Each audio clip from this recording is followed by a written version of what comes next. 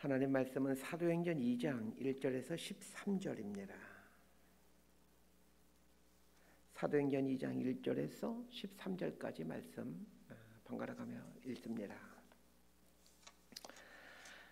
제가 먼저 읽겠습니다. 오순절 날이 이미 이름에 그들이 다 같이 한 곳에 모였더니 호련히 하늘로부터 급하고 강한 바람 같은 소리가 있어 그들이 앉은 온 집에 가득하며 마치 불의 혀처럼 갈라지는 것들이 그들에게 보여 각 사람 위에 하나씩 임하여 있더니 그들이 다 성령의 충만함을 받고 성령이 말하게 하심을 따라 다른 언어들로 말하기를 시작하니라. 그때 경건한 유대인들이 천하 각국으로부터 와서 예루살렘에 머물러 있더니 이 소리가 나매 큰 무리가 모여 각각 자기의 방언으로 제자들이 말하는 것을 듣고 소동하여 다 놀라 신기하게 여겨 이르되 보라, 이 말하는 사람들이 다 갈릴리 사람이 아니냐? 우리가 우리 각 사람이 난 곳 방언으로 듣게 되는 것이 어찌 됨이냐? 우리는 바데인과 메데인과 엘람인과 또 메소포타미아, 유대와 갑바도기아, 본도와 아시아, 부르기아와 밤빌리아, 애국과 및 구레네에 가까운 리비아 여러 지방에 사는 사람들과 로마로부터 온 나그네 곧 유대인과 유대교에 들어온 사람들과 그레데인과 아라비아인들이라 우리가 다 우리의 각 언어로 하나님의 큰 일을 말함을 듣는도다 하고 다 놀라며 당황하여 서로 이르되 이 어찌된 일이냐 하며 13절 함께 읽습니다. 또 어떤 이들은 조롱하여 이르되 그들이 세술에 취하였다 하더라. 아멘. 사도행전은 예수를 믿은 사람들이 어떻게 살았는가를 말해주는 책입니다. 제자들이 우리가 알고 있는 그 능력 있는 사도들로 살게 된 결정적인 동기가 오순절 성령 강림 사건입니다. 오순절에 임했던 성령님은 제자들의 삶을 완전히 바꿔놓습니다. 그래서 제대로 신앙생활을 하기 위해서는 성령님을 체험해야 된다. 이렇게 우리 성도들은 얘기를 하곤 하죠. 틀린 말이 아니죠. 그러나 한 가지 질문을 좀 던져야 됩니다. 성령님을 경험하면 사람이 바뀌게 되는데 그러면 예수님은 왜 굳이 제자들을 3년 동안 데리고 다니면서 가르치시고 수많은 기적들을 보여주셨냐는 것입니다. 예수님부터 훈련을 받지 않아도 성령님을 받기만 하면 얼마든지 변화될 수 있다라면 굳이 예수님께서 그 힘들게 제자들을 들고 다니면서 훈련시킬 필요가 있느냐는 것입니다. 우리는 여기서 이 성령 충만하다는 것 그리고 이 성령의 사람이 된다라는 것이 무엇인지를 생각해 봐야 됩니다. 성령이 사람이 되고 성령 충만한 사람이 되는 것은 어떤 신비한 하늘의 능력이 임해서 어떤 예언을 하거나 무슨 병을 고치거나 어떤 기적을 행하고 뭐 이런 일들이 아니라는 것입니다. 성령 충만하면 세상 사람들 깜짝 놀라게 할 어떤 기적을 행하고 예언을 행할 수도 있습니다. 그래서 성령의 사람이 된다는 것은 예수님에게 배웠던 대로 살아간다는 것을 말합니다. 그래서 성령 충만하다는 것은 하나님 말씀에 순종하며 사는 것입니다. 그리스도인들 중에 적지 않은 사람들이 기도원에 가서 며칠 뜨겁게 기도함으로 성령을 체험하려고 합니다. 그러나 무엇을 위한 성령 체험입니까? 제자들이 성령 체험을 할 때는 3년 동안 예수님으로부터 말씀을 배운 뒤였습니다. 말씀이 없는 성령 체험을 원하지 않게 되길 바랍니다.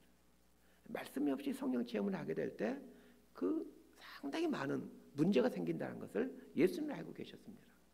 그래서 제자들 3년 동안 훈련시키시고 말씀을 가르치시고 여러 가지 그 예수님의 그 인품들과 인격을 알려주신 것입니다.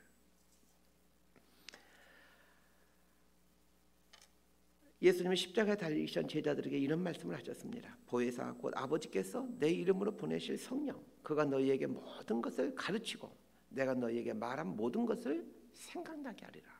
요한복음 말씀인데 예수님이 무슨 말씀하시냐면 성령님이 이제 예수님께서 성령님을 보내주신다는 겁니다. 그 성령님은 제자들에게 와서 그들이 전혀 알지 못하고 들어보지 못한 말씀을 해주는 것이 아닙니다.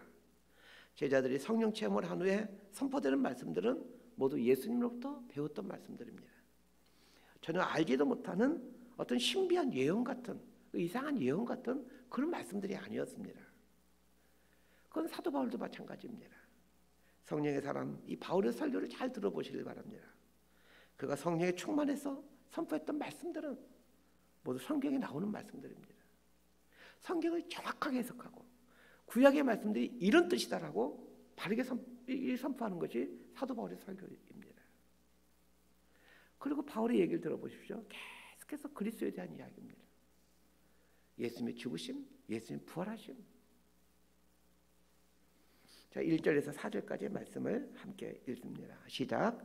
오순절 날이 이미 이름에 그들이 다 같이 한 곳에 모였더니 호련히 하늘로부터 급하고 강한 바람 같은 소리가 있어 그들이 앉은 온 집에 가득하며 마치 불의 혀처럼 갈라지는 것들이 그들에게 보여 각 사람 위에 하나씩 임하여 있더니 그들이 다 성령의 충만함을 받고 성령의 말하게 하심을 따라 다른 언어들로 말하기를 시작하니라. 예수님은 6월절에 십자가에 달려 죽으십니다. 그리고 초실절에 부활하시고 40일 동안 이 땅에 계시다가 승천하십니다. 예수님이 승천 후 10일이 지난 오순절에 성령님께서 오십니다.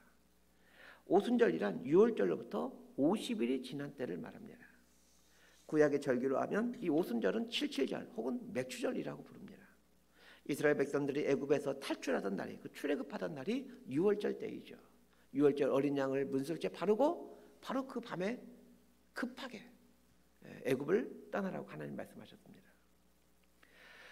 이 6월절로부터 50일이 지난 다음에 이스라엘 백성들은 시내산에 도착하게 됩니다. 그리고 그 시내산에서 하나님으로부터 율법을 받게 되죠. 그게 십계명입니다. 이스라엘 백성들이 6월절에 애굽을 나와 홍해를 건넌 뒤부터 본격적으로 구원이 시작됩니다. 그러나 시내산에서 율법을 받은 이후부터 하나님의 백성이 되어 산다는 것이 무엇인지를 배우게 되는 거죠. 시내산 사건은 하나님의 백성이 되어 산다는 것이 무엇인지를 배워가는 것입니다. 하나님 백성으로 산다는 것은 하나님의 율법, 하나님의 계명, 하나님의 말씀에 순종하며 사는 것입니다. 마찬가지입니다. 오순절에 임했던 성령님은 우리로 하여금 하나님 백성답게 살 수 있는 능력을 주십니다.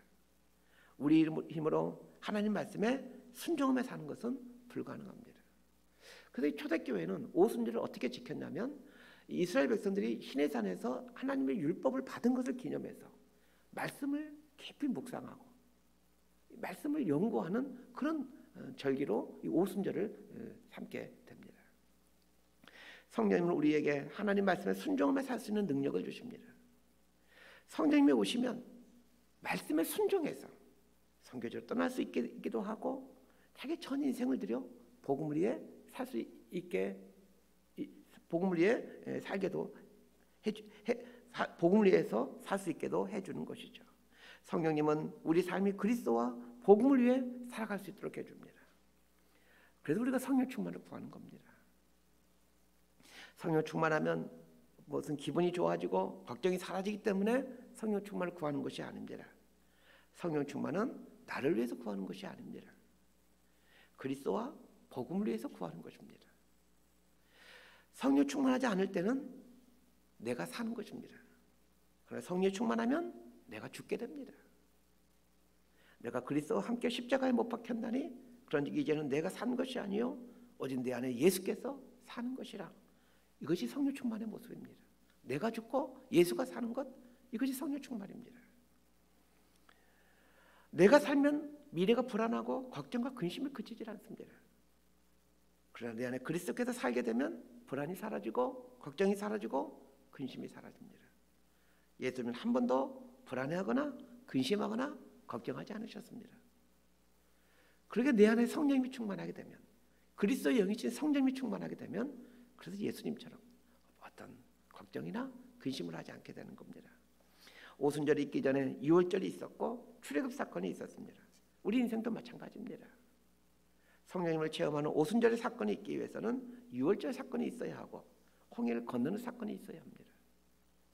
제자들이 오순절 성령 체험을 하기 위해서 3년 동안 예수님을 따라다녔고 한 마음으로 한 곳에 모여 전심으로 기도하고 있었다는 것을 늘 기억하셔야 됩니다. 성령님은 오순절에 마가 다락방에 임합니다. 그런데 어디로부터 성령님이 오신 것입니까? 2절을 잘 보십시오. 호련히 하늘로부터. 성령님은 하늘로부터 오셨습니다. 그렇습니다. 땅에서는 선한 것이 나올 수가 없습니다.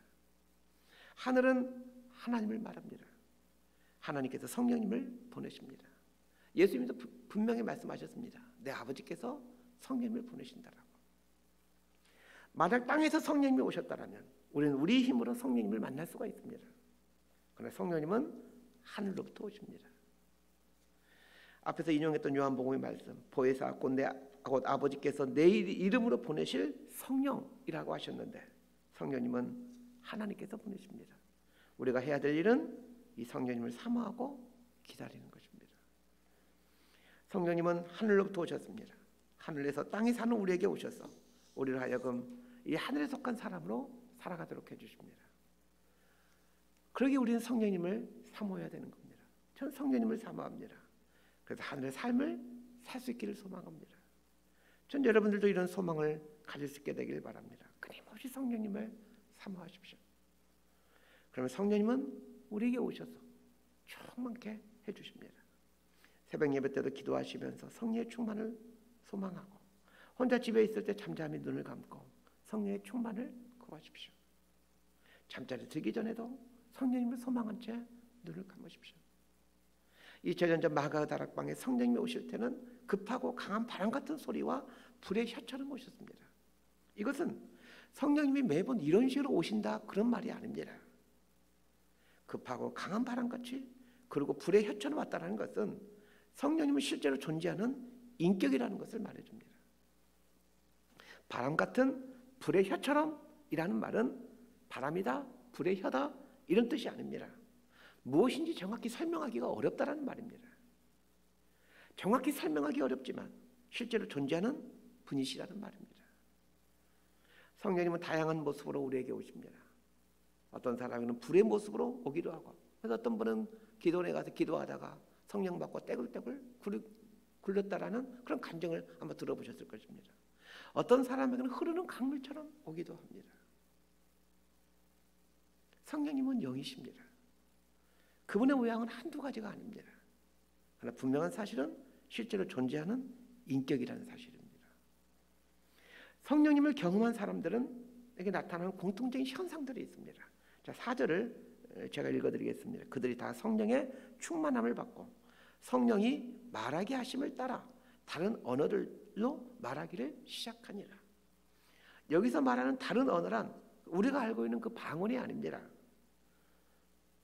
외국어입니다.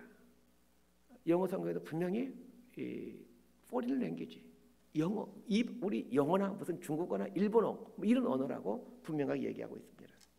성령은 우리에게 오셔서 방언을 말하게 할 수도 있고 또 외국어를 말하게 할 수도 있습니다. 그러나 그런 건 중요하지 않습니다. 중요한 것은 말하게 하신다라는 것입니다. 성령이 오시면 그분은 어떤 모양으로든지 말하게 하십니다. 무엇을 말하게 하시는 것일까요?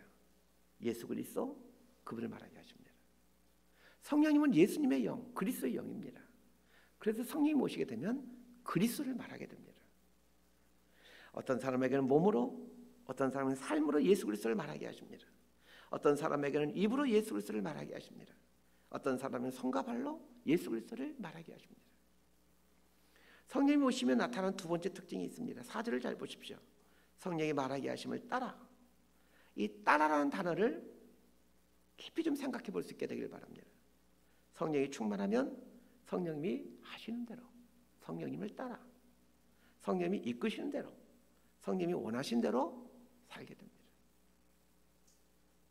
성령 충만하다라는 말은 성령님을 따라 산다라는 말입니다. 오순절 마가 다락방에 임했던 성령님을 표현하면서 바람같이 불의 혀처럼이라고 말하고 있습니다. 왜 성령님을 말하면서 바람같이 불의 혀처럼 오셨다고 말하는지 생각해 보십시오. 바람은 티끌이나 먼지를 날려버립니다. 그렇습니다. 성령님이 오시면 우리 안에 있는 죄의 티끌들을 날려보냅니다. 근심의 티끌들을 날려보냅니다.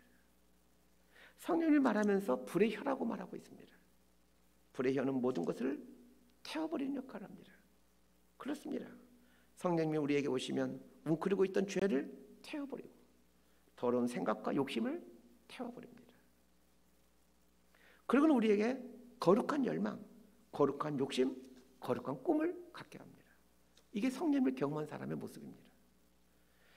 그러니까 성령을 받았다고 하면서 욕심을 부리면서 산다는 것은 가짜입니다. 성령을 경험하게 되면 이 추악한 욕심들은 내려놓고 거룩한 욕심, 거룩한 열망으로 가득 차게 되어집니다. 저는 제가 이 성령으로 날마다 충만케 되기를 소망합니다. 그리고 우리 교회가 이 성령으로 충만케 될 수 있게 되길 바랍니다. 교회가 성령으로 충만케 되어지게 되면 이 더러운 욕심을 내려놓고 이 거룩한 열망, 거룩한 꿈에 성도들이 헌신하기 시작합니다. 성령으로 충만해져서 거룩한 꿈을 꾸고 거룩한 욕심을 내요. 이 땅에 그리스도의 푸르른 계절이 만들어가는 이런 사람들로 살아가게 됩니다. 자, 5절부터 8절까지 말씀 함께 보도록 하겠습니다. 시작. 그때에 경건한 유대인들이 천하 각국으로부터 와서 예루살렘에 머물러 있더니 이 소리가 남에 큰 무리가 모여 각각 자기의 방언으로 제자들이 말하는 것을 듣고 소동하여 다 놀라 신기하게 여겨 이르되 보라, 이 말하는 사람들이 다 갈릴리 사람이 아니냐? 우리가 우리 각 사람이 난 곳 방언으로 듣게 되는 것이 어찌 됨이냐? 이 마가 다락방에 모인 120명의 제자들이 성령으로 충만해지게 되자 각종 외국어로 말을 하기 시작합니다. 그러자 이때가 오순절인데 오순절이 되게 되면 이제 구약을 하게 되면 77절 맥주절이죠. 이 절기를 지키기 위해서 외국에 살고 있는 경건한 유대인들이 예루살렘에 오게 됩니다. 근데 이 외국에 살고 있는 유대인들을 디아스포라 유대인들이라고 하는데 이 디아스포라 유대인들이 깜짝 놀라게 됩니다. 각지에 흩어져 살고 있던 유대인들이 자신들이 살고 있는 그 외국 땅의 언어를 이 120명의 사람들이 사용하고 있었기 때문입니다. 자, 그러면서 이 디아스포라 유대인들이 이 제자들을 보면서 뭐라고 말을 합니까? 이 사람들이 다 갈릴리 사람들이 아니냐 이렇게 얘기를 합니다. 자, 이 말을 하는 뜻이 무엇이겠습니까? 갈릴리의 그 시골에서 한 번도 벗어나 산 적이 없는 사람들이 어떻게 외국어를 자유자재로 할 수 있느냐 이런 뜻입니다. 그렇습니다. 제자들은 갈릴리를 벗어나서 살아본 적이 없는 사람들이었습니다. 외국어를 사용할 줄 모르는 사람들입니다. 외국어를 배운 적도 없는 사람들입니다.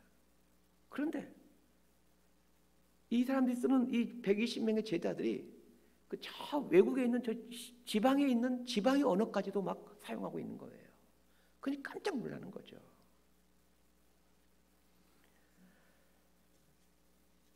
이 갈릴리의 제자들, 갈릴리에서 벗어나서 살아본 적 없는 이 제자들은 생각과 시야가 아주 좁은 사람들이었습니다. 그런데 성령님이 임하자 그들의 시야와 생각이 열방으로 뻗어나가기 시작합니다. 이 제자들에게 성령님이 임해서 각 나라의 방언을 말하게 된다는 것은 그들의 시야와 생각과 꿈이 열방으로 뻗어나간다는 것을 말해줍니다. 성령님을 경험하지 못한 성도들은 늘 교회 안의 문제로 싸웁니다. 그래서 성령님을 경험하게 되면 생각과 마음이 민족과 열방으로 가 있게 됩니다. 성령님을 경험하게 되면 용인에 살고 있지만 이곳을 뛰어넘어 북한을 보고 중국을 보고 모슬렘을 봅니다. 삶의 문제에 갇혀 그 안에서 허덕이며 살지 않습니다. 여러분, 삶은 언제나 문제가 있습니다. 삶의 문제에 갇혀 살지 말고 삶의 문제를 안고 민족과 열방으로 뻗어나갈 수 있게 되길 바랍니다. 사단은 우리에게 속삭입니다. 네 삶의 문제가 얼마나 심각한지 보아라. 그렇게 얘기를 합니다. 그러나 성령님은 이렇게 말하죠. 네 삶의 문제를 안고 열방을 보라고 말씀하십니다. 말씀 정리합니다. 성령님은 우리에게 오셔서 말씀에 순종하며 살 수 있는 능력을 주십니다. 우리 안에는 말씀을 이룰 능력이 없습니다. 성령님이 오시면 우리 말씀에 순종할 수 있게 됩니다. 그렇게 성령님을 사모하십시오. 성령님이 오시면 우리 삶은 그리스도, 오직 그분과 그분의 복음을 위해 살 수 있게 됩니다. 어떤 신비한 능력을 갖게 되어 사람들로부터 주목받게 되는 삶을 살기 위해 성령님을 사모하지 않게 되길 바랍니다. 예수의 사람이 되기 위해서, 예수님을 위해 살기 위해서 성령님을 사모하십시오. 그러면 성령님은 우리 삶에 오십니다. 성령이 우리 삶에 오시게 되면 우리는 여러 가지 모양으로 그리스도를 말하며 살게 됩니다. 입으로 그리스도를 말하게 되고 손과 발로 그리스도를 말하게 되고 우리의 몸으로 그리스도를 말하게 됩니다. 또 하나 성령님이 우리에게 오시게 되면 우리의 생각과 마음을 민족과 열방에 두게 됩니다. 예수를 모르는 사람들에게 어떻게 하든지 복음을 전하겠다는 생각을 하게 되는 거죠. 성령의 충만을 구하고 사모하십시오. 예수님께서 이렇게 말씀하셨습니다. 너희가 악할지라도 좋은 것을 자식에게 줄 줄 알거든 하물며 너희 하늘 아버지께서 구하는 자에게 성령을 주시지 않겠느냐. 성령으로 충만케 되어져서 예수님 그분을 위해 살아가십시다. 복음과 그분의 나라를 위해 살아가십시다. 이렇게 살아가는 저희 여러분의 삶이 되기를 진심으로 소망하고 축복합니다. 기도하겠습니다. 하나님 아버지, 이 시간 이곳에 모인 우리 모두에게 성령의 충만함을 허락하여 주옵소서. 하늘을 여시고 바람처럼 불처럼 오신 성령님께서 우리들에게도 오셔서 더러운 욕심과 더러운 생각을 태우고 근심과 염려를 태우고 오직 예수 그리스도를 위한 거룩한 열망과 꿈이 생겨나게 하여 주옵소서. 우리의 삶의 지경이 민족과 열방까지 확장되는 은총을 주옵소서. 그래야 우리의 작은 손과 팔을 통하여 민족과 열방이 복을 받게 하옵소서. 130여 년 전 이 땅에 복음이 들어와 이 땅이 복을 받게 된 것처럼 우리의 작은 인생을 통하여 민족과 열방이 복을 받게 되는 은혜가 있게 하여 주옵소서. 예수님 이름으로 기도드리옵나이다. 아멘. 기도